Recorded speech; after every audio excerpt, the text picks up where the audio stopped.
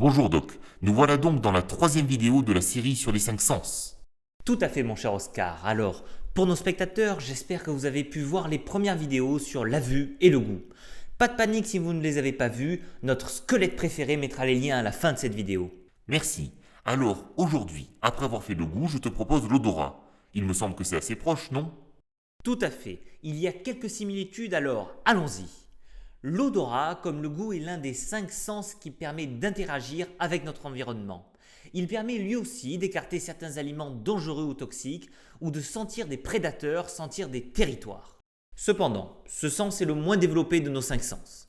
En effet, certains animaux ont un odorat particulièrement bien développé, comme par exemple les chiens qui vont pouvoir renifler les odeurs très précises comme des billets ou des drogues, alors que notre nez humain ne sent absolument rien. Une des causes possibles à cette diminution de l'olfaction pourrait provenir du fait que nous nous soyons redressés.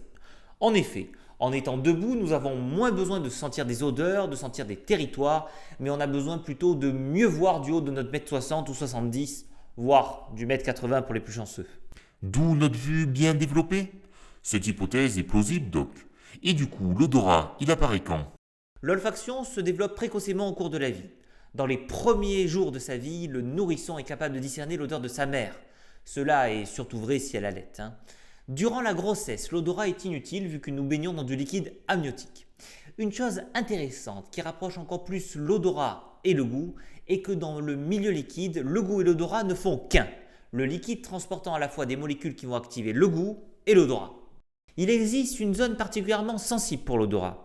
Cela s'appelle le bulbe olfactif avec de nombreuses ramifications qui vont toutes se retrouver dans le nez comme vous pouvez le voir sur cette image.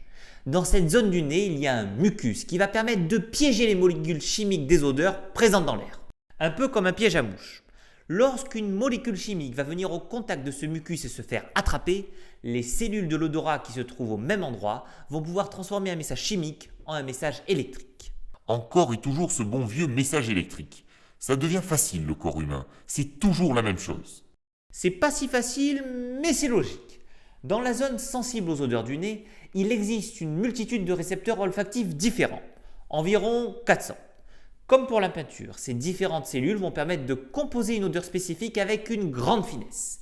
C'est l'association d'une activation de plusieurs cellules qui va permettre de créer une odeur.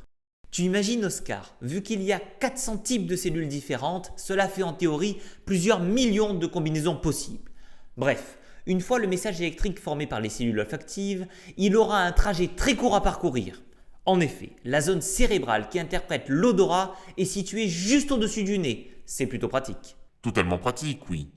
Mais dis-moi, on vient déjà de parler du cerveau, là. C'est donc déjà fini pour ce sens?